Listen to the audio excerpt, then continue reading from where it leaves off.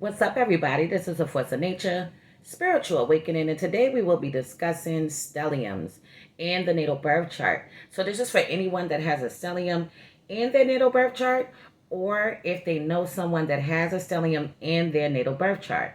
So, first, let's break down what a stellium is. Okay, so now, anytime you have three or more planets in a house, that is called the stellium. Anytime you have three or more um, signs moving into a planet, that is called the stellium. So now, anytime a sign moves into a planet, or the planet moves into the house, okay, that becomes a focus of yours in your life. A stellium, where it's three or more planets, it becomes a major focus in your life, okay? So we're going to start off with having your stellium in the second house, the fourth house, the eighth house, and the 10th house in the natal birth chart. So the second house stelliums, first and foremost, the second house is ruled by Taurus. Taurus ruling planet is Venus. So you're already going to know that this becomes a major focus in these individual lives, okay? So the second house stelliums are always out for security. Security has a slightly different meaning to every individual. So whatever sign the stellium is in will show us how the individual seek out this security. So now, for example, if you had a Libra stellium in the second house, this would have to deal with security and finding security, seeking security through partnerships, okay? Where if it was in the sign of Capricorn, right? If you had a stellium in the sign of Capricorn, this would be that they're finding security through money and career. So this will be a major role in the natives' lives, okay? So I was just giving you some examples, but anywhere, if you have a stellium in the second house, this is the area where you want to be self-made. You want to be self-sufficient. You don't want to have to depend and rely on people for things. You want to do it for yourself.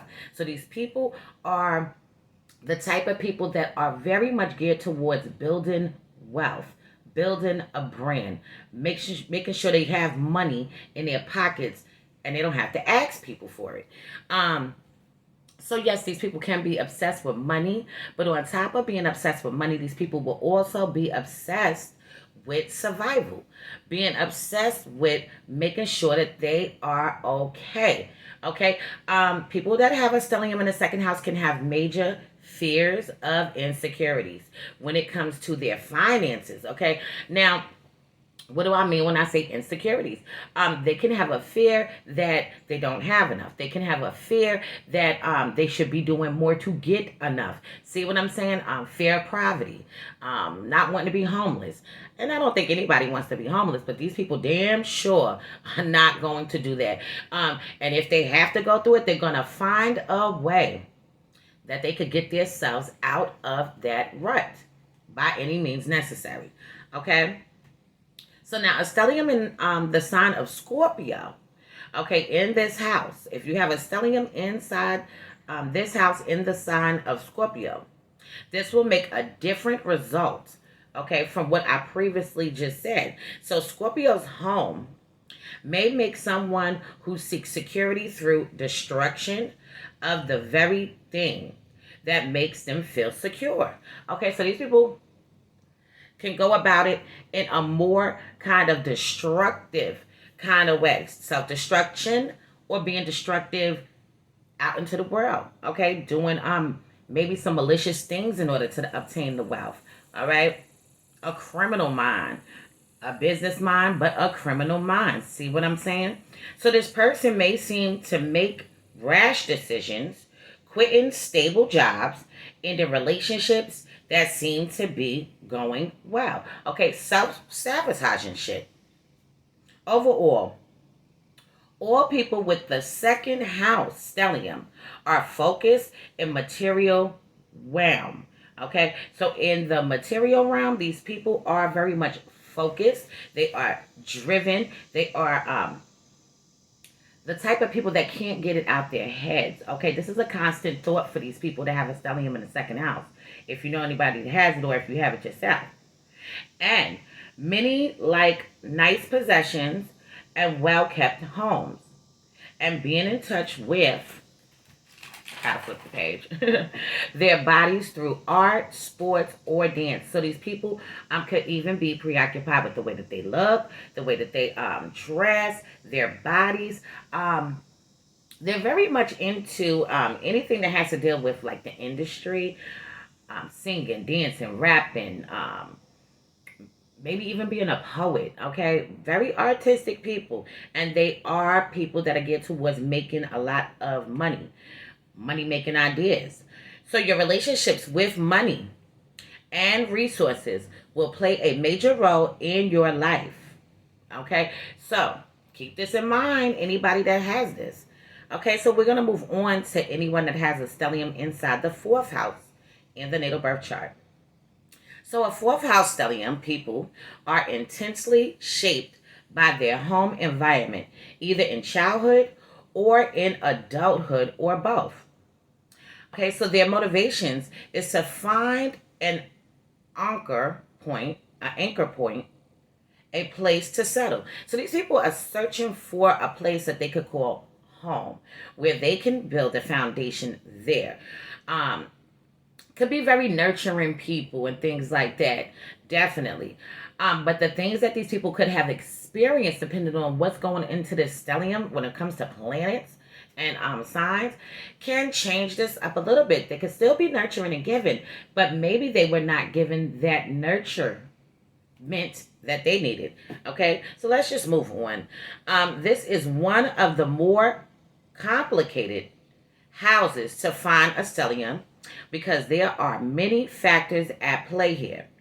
So the person's presence of outer planets can completely change the interpretation, which I just previously said. So let's say, for example, if Uranus is inside the fourth house, this can indicate someone who moves around a lot in their lives, while Pluto can represent a very unstable home situation, okay, where the individuals could have felt like they weren't fully loved, they wasn't heard, they their parents could have been in and out the home. At least one of them could have been. Their parent could have been very dogmatic to them if Pluto's here. You see what I'm saying? Even manipulative. So now if Saturn is in this house, okay, Saturn will show a lot of responsibility in the home, or someone who is not free to move because of obligations, all right? Because these people feel like they have to be of service, of duty. They can't leave the situation. So people that have Saturn in the fourth house can definitely stay in a chaotic situation even longer than what they should have, out of feeling like they need to be there, okay? This could be like the ride or die kind of person and things of that nature. Not leaving, having to make sure things is all right. So now, having to care for a family member or supporting an entire group of people. This is what could be seen with this. So, this could be somebody that starts a tribe, starts a village. Okay, because they feel like they have to be doing something, okay, maybe cooking for the tribe, maybe building the tents, going fishing, things like that, caring for a family member, a loved one, someone that is close to them, being there for them. This is what these people could do. So now the sign the stellium is in will show the type of home base the individual is seeking out. So now, for example, a Taurus stellium here will show a person who wants to be stable and have stable home with nice things in it. These are the type of people that will have beautiful furniture in their homes. They will have nice art in their home, sturdy furniture too. Nice art, painting, sculptures, and things like that. Very tidy home, clean home, and things like that. They want things to be neat, so to speak. Okay, so now also a Virgo stellium here will show someone who seeks out perfection and organization through their home and family. Okay, so if you have a Virgo stellium inside the fourth house, these people are going to be very much detail orientated, very much organized, wanting things to be structured in some kind of way, some order to be in place. Those would definitely be the type of people that could pinpoint what needs to be where, and what got moved around too. They could be looking around like, where did that thing go right there? Where's that painting go? Where did that little elephant go? Okay, I know I had it right over there. Where's the cup? They're like that. So now, anyone with a Capricorn stellium in the fourth house will have an opposite of energy and will tend to reject the idea of nostalgic Cancerian. Okay, sorry. Hold on 1 second, y'all. The train's going by. Give me 1 minute.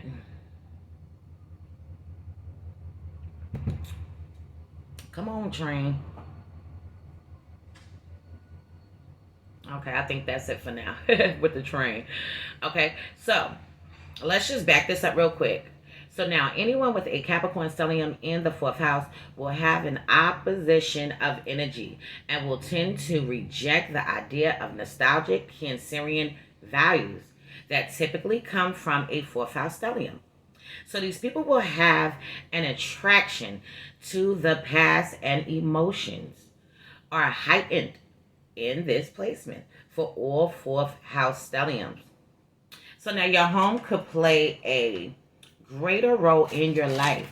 So things that's going on in their home, the family dynamics, these people could definitely be moved by these things. You see what I'm saying? Like I said, very much about family orientated people is what they will be. So now, 8th house stellium. Okay, so now anybody that has this, 8th house stelliums are similar to the 4th house stelliums in that they have a lot of factors to consider. So sometimes those with an 8th house stellium will experience intense change, rebirths, and transformations in their lives. So things might have been uprooted for them a lot, or they might have had a hard childhood or difficulties with relationships. Okay, so these people are experiencing many changes in their lives due to the interactions that they have with people. Okay, and this can even start from childhood for them. A lot of them is going to have this from childhood, having difficulties in relationships, having difficulties with even having a conversation and people understanding you. Can be a lot of misunderstandings here. So they may even experience a lot of death or tragedy around them, or just a lot of change in intense situations. So these people could be the type of people early on in life where people passed away, grandparents passed away, father passed away, mother passed away, uncles, and things of that nature. However, this could also have been that they've seen some things in their lives. Okay, maybe people getting beat up. Okay, people doing drugs. All different types of situations that could have went on and took place with these people that they could have seen early on in life. So the presence of Pluto, Uranus, Saturn, or Neptune in this stellium could make this even more apparent. So keep that in mind. These people tend to be investigative, curious, and sometimes very suspicious of the world around them. So these people are not going to be trusting people. And neither is the 4th house stellium, okay? They're not trusting like that either. Very curious, and I'm on the lookout to see what you're going to do. And, you better not try it. And I think you might try. And I know what you up to. They can do all of that type of shit. They're very good at being detectives, okay? And they're also very, very good when it comes to psychology, anything that has to do with the occult and things of that nature. So they are often intelligent and unusual and sometimes intense. These people may have interest in the occult or spirituality. Okay, so they can be drawn to astrology, the mystical, the magical, hidden things, secret things, ancient things, things underneath the surface. They're about pulling this up, okay, pulling it to the surface. So they often have a powerful mannerism about them. These people are magnetic individuals, very charismatic, have a lot of charisma about them. They draw people to them, is what they do. So you could not define someone with an eighth house stellium as mundane or dull. So these are not going to be the type of people that's going to be whack as hell. They're going to be very interesting to even talk to, because they're going to seem like they're very knowledgeable, very wise. They are about the darker shit, okay, in the world, the things that people don't want to discuss, taboos and things like that. This is them. So look at the sign in the house to see what is drawn into them. So a Gemini stellium in the 8th house will manifest as a lighter for the Scorpio energy of the 8th house, and will allow the native to communicate their ideas. So they will find themselves confronted with a lot of opportunities to talk about the things that they experience. These people love to talk about things that they went through, love to talk about how they got through an obstacle and things like that. So this is why these people could be very empowering to somebody, very inspirational to somebody. They can enlighten somebody. They can build somebody up that was going through a hard time. So they make good counselors and therapists and things like that, because they can relate. They know how to put themselves in other people's shoes, even if they did not go through the same exact situation that the person went through. Okay, so now, if this was a Sagittarius stellium inside the 8th house, this will create a lot of occultism, intriguing, and opportunities for travel. Okay, so these people, I don't even know what the hell I said intriguing for. I'm sorry, I think I messed that word up. But anyway, this has to do with occultism and a lot of opportunities to travel. So these people are going to love to explore many different types of things. So those with a Taurus stellium will find an opposite reaction. Okay, so if you have a Taurus stellium inside the 8th house, we know that this is opposite signs from one another. So this is going to have a different kind of effect to these individuals. All right, it will have an opposite reaction in that they will hide and reject the darker parts of themselves and pretend they are simply not there, or become fearful of them. Okay, and now we're going to jump into the 10th house stellium. Anybody that has this. So now the 10th house stellium will give you a solid foundation on which to stand on. People with this particular stellium tend to enjoy being their own boss or being independent from authority figures in general. So this stellium has a lot to do with boss-like energy, okay?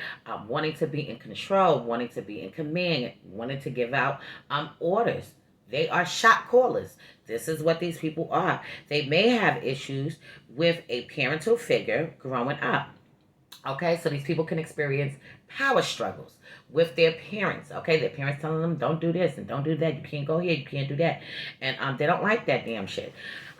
I don't think anybody likes it, but these people, they'll get irritated with that, okay?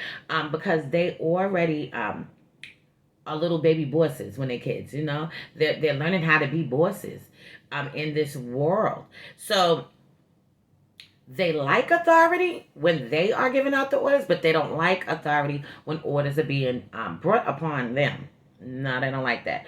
So this house placement makes the native ambitious and a no-nonsense type of person. They get things done and know best when it comes to the path that they want to take and to get the most work done. This is the placement of a workaholic.